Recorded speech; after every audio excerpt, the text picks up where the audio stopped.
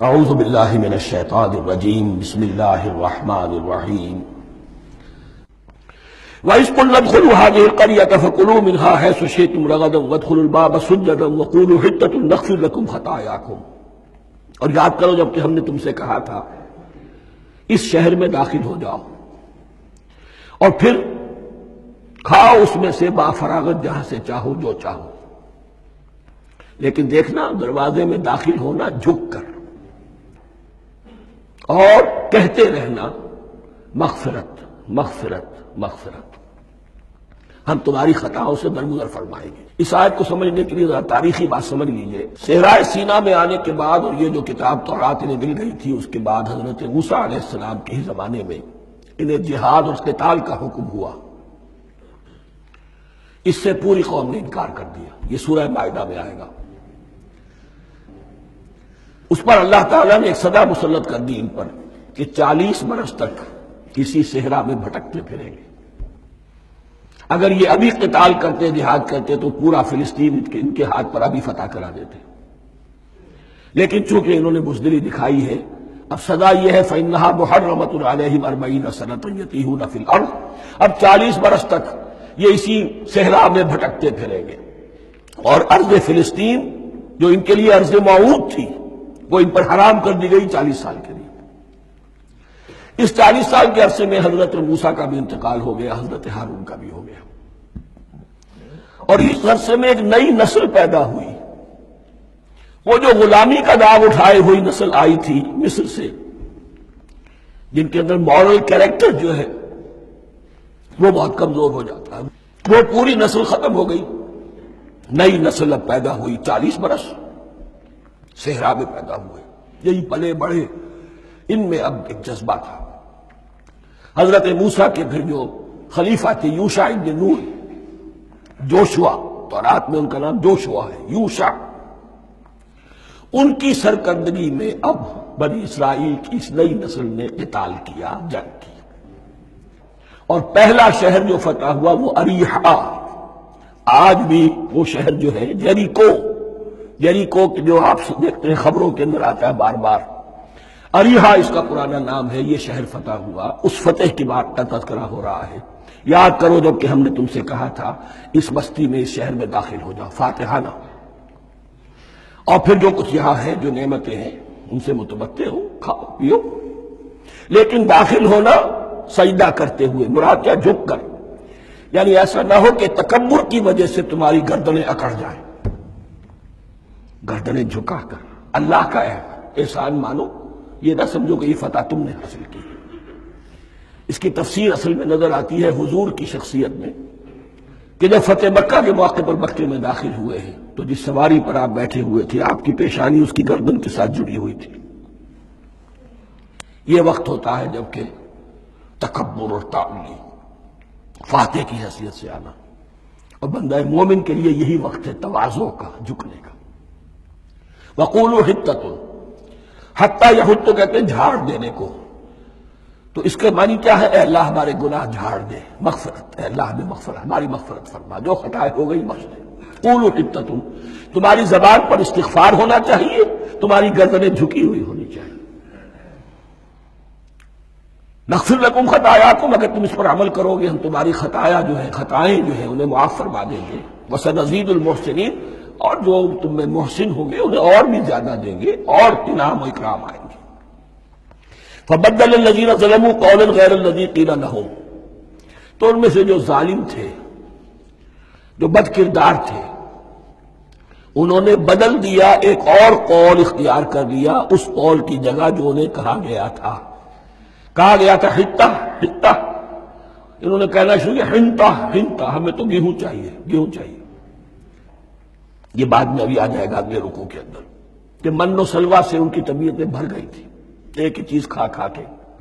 اب وہ کہہ رہے تھے کوئی چیز ہمیں جو ہے زمین کی روئندگی میں سے، پیداوار میں سے، تو وہ ان کے زبان پر انہوں نے مذاق اڑاتے ہوئے گویا کہ حضرت موسیٰ علیہ السلام کے ذریعے سے حکم ملا ہے، استہزاء کر رہے ہیں، حطۃ کی بجائے حنطۃ۔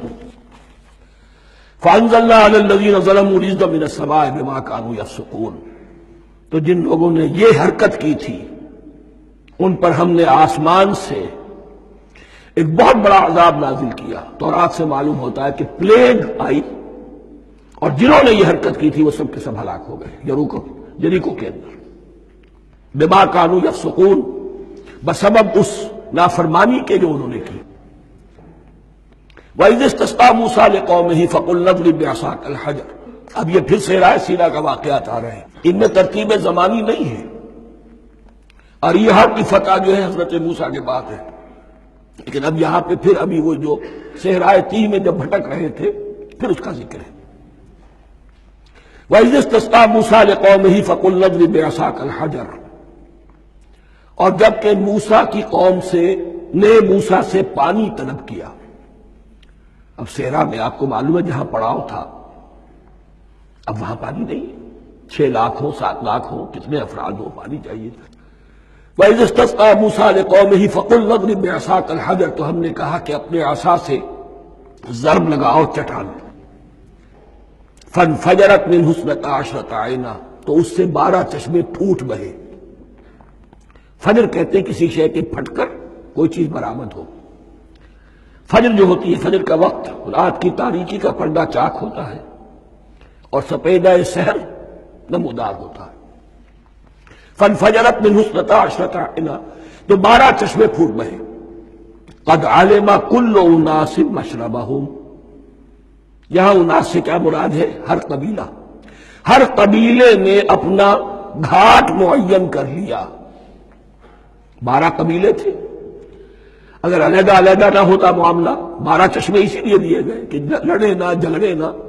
پانی تو بہت بڑی چیز ہے، کہیں پانی پینے پلانے پہ جھگڑا اور کہیں گھوڑا آگے بڑھانے پہ جھگڑا، یہ تو قبائلی زندگی کے اندر ہوتی چیزیں۔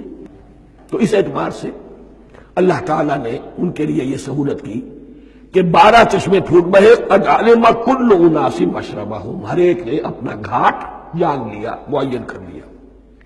کلوا واشربوا من رزق اللہ، گویا کہ کہہ دیا گیا کہ کھاؤ اور پیو اللہ کے رزق میں سے۔ ولا تعثوا فی الارض مفسدین، اور زمین میں فساد مچاتے نہ پھرو۔ کھانے پینے کے لیے پانی بھی ادھر آ گیا، کھانے کے لیے من و سلوہ آ گیا۔ اب دیکھیے ان کی ناشکری۔ وَإِذْ قُلْتُمْ يَا مُوسَىٰ لَن نَّصْبِرَ عَلَىٰ طَعَامٍ وَاحِدٍ، یاد کرو جب کہ تم نے کہا تھا اے موسیٰ ہم ایک کھانے پر تو صبر نہیں کر سکتے، کھا کھا کے بکھتا گئے ہیں من و سلوہ۔ فَادْعُ لَنَا رَبَّكَ، تو ذرا اپنے رب سے دعا کرو، پکارو ہمارے لیے اپنے رب کو۔ یخرج لنا، وہ نکالے ہمارے لیے مما تنبت الارض، زمین کی روئیدگی اور پیداوار میں سے، نباتات ارضی میں سے، من بقلہا، اس کی ترکاریاں، وقثائہا، اور ککڑیاں، کھیرے اور ککڑیاں، ان سب کے لیے یہ لفظ ہے۔ وفومہا، ایک ترجمہ گیہوں کیا گیا ہے لیکن میرے نزدیک زیادہ صحیح ترجمہ ہے لہسن، اور سرائکی زبان میں بھی اور ممکن ہے کہ سندھی میں بھی ہو، تھوم کہتے ہیں لہسن کو، یہ فوم کی بدلی ہوئی شکل ہے، اس لیے کہ یہی علاقہ ہے جس میں عرب آئے تھے، تو عربوں کی زبان کے بہت سے الفاظ جو ہیں اس سرائکی زبان میں خاص طور پر وہ بہت زیادہ تھوڑی سی شکل بدل کر وہ کافی تعداد میں موجود ہے۔ وعدسہا، اور دال خاص طور پر مسور کی، وبصلہا، اور پیاز۔ اب جو چٹخارے جس سے بنتے ہیں سالن کے، ان کی زبانیں وہ چٹخارے مان گئی۔ ظاہر بات ہے کہ اگر وہ سلوا بھی تھا، بٹیرا ہے، اسے آگ کے اوپر ذرا سا تپایا اور کھایا، وہ ایک ہی خاص قسم کی غذا ہے جو چل رہی ہے۔ اسی طرح من جو ہے وہ ایک خاص قسم کا سیریل ان کے لیے بن گیا ہے۔ لیکن یہ جو چٹخارے ہیں یہ تو لہسن سے ہے، پیاز سے ہے، ترکاریوں سے ہے، ان تمام چیزوں سے، دال کا اپنا ایک ذائقہ ہے۔ قَالَ تَسْتَبْدِلُونَ الَّذِي هُوَ أَدْنَىٰ بِالَّذِي هُوَ خَيْرٌ، حضرت موسیٰ نے فرمایا کیا تم وہ شے بدلے میں لینا چاہتے ہو اس کے، کیا وہ شے جو کمتر ہے بدلے میں چاہتے ہو اس کے کہ جو بہتر ہے؟ من و سلوہ کہیں بہتر ہے اللہ کی طرف سے تمہیں دیا گیا ہے، تم اس سے تمہارا جی بھر گیا ہے، اس کو ہاتھ سے دے کر چاہتے ہو کہ یہ ادنا چیزیں تمہیں ملے۔ اہبطوا مصرا، اب یہ لفظ آ گیا اہبطوا۔ اب ظاہر بات ہے یہ آسمان سے زمین پر اترنے کے لیے لفظ نہیں ہے اہبطوا، یہاں اس کا ترجمہ صحیح ہوگا سیٹل ڈاؤن سم ویئر۔ اگر زمین کی یہ چیزیں چاہیے تو کہیں سیٹل ہو جاؤ اور کاشت کرو، بیج ڈالو، آبیاری کرو، یہ ساری چیزیں تمہیں مل جاتی۔ اہبطوا مصر، کہیں سیٹل ڈاؤن ہو جاؤ، کہیں اتر پڑو کسی بستی میں، کسی علاقے میں، فإن لکم ما سألتم، تمہیں مل جائے گا جو کچھ کہ تم نے مانگا۔ وَضُرِبَتْ عَلَيْهِمُ الذِّلَّةُ وَالْمَسْكَنَةُ وَبَاءُوا بِغَضَبٍ مِّنَ اللَّهِ۔ اب یہ ہے ان کی وہ خباثتیں، ان کے وہ ناشکریاں، ان کی وہ معصیتیں، ان پر جو آخری حکم دیا جا رہا ہے، جو اگر آپ برا نہ مانے تو میں عرض کروں گا، آج یہود پر اتنا اپلیکیبل نہیں ہے جتنا مسلمانوں پر ہے۔ ضربت علیہم الذلۃ والمسکنۃ وباؤوا بغضب من اللہ۔ ذلت اور مسکنت، کم ہمتی ان پر تھوپ دی گئی۔ ضربت علیہم، it was heaped upon them. The humiliation was heaped upon them. ضربت علیہم الذلۃ والمسکنۃ وباؤوا بغضب من اللہ، اور وہ اللہ کا غضب لے کر لوٹے۔ وہی امت جس کے بارے میں فرمایا وَأَنِّي فَضَّلْتُكُمْ عَلَى الْعَالَمِينَ، اسی امت کا پھر یہ حشر ہوا۔ کیوں ہوا؟ نافرمانی۔ تمہیں کتاب دی تھی کہ تم پیروی کرو، تمہیں کتاب دی تھی کہ اسے قائم کرو۔ وَلَوْ أَنَّ أَهْلَ الْكِتَابِ أَقَامُوا التَّوْرَاةَ وَالْإِنْجِيلَ وَمَا أُنزِلَ إِلَيْهِم مِّن رَّبِّهِمْ لَأَكَلُوا مِن فَوْقِهِمْ وَمِن تَحْتِ أَرْجُلِهِمْ۔ اگر یہ تورات اور انجیل کو قائم کرتے، نافذ کرتے، تو نعمتیں زمین بھی اگلتی، ان کے قدموں کے نیچے سے نعمتیں جو ہیں وہ پھوٹتی، اور ان کے سروں کے اوپر سے بھی بارش ہوتی نعمتوں کی۔ لیکن اگر تم نے اس کو چھوڑ کر اپنی خواہشات، اپنے نظریات، اپنے خیالات، اپنا تمرد، اپنی سرکشی، اپنی حاکمیت، اپنی مصلحتیں، اپنی عقل، اس کو بالا تر کیا، تو پھر جو قوم اللہ کے قانون کی، اللہ کی ہدایت کی، اللہ کی کتاب کی امین ہوتی ہے دنیا میں، وہ اللہ کی ریپرزنٹیٹو ہوتی ہے، نمائندہ ہوتی ہے۔ اگر وہ اپنے عمل سے مس ریپرزینٹ کرے اللہ کو، تو وہ کافروں سے بڑھ کر مغضوب اور کافروں سے بڑھ کر مبغوض ہو جاتی ہے، مغضوب بھی مبغوض بھی۔ اس لیے کافروں کو تو دین پہنچانا تمہارے ذمہ تھا، تم نے دین ان کو کیا پہنچانا تھا، تم تو خود دین سے منحرف ہو گئے۔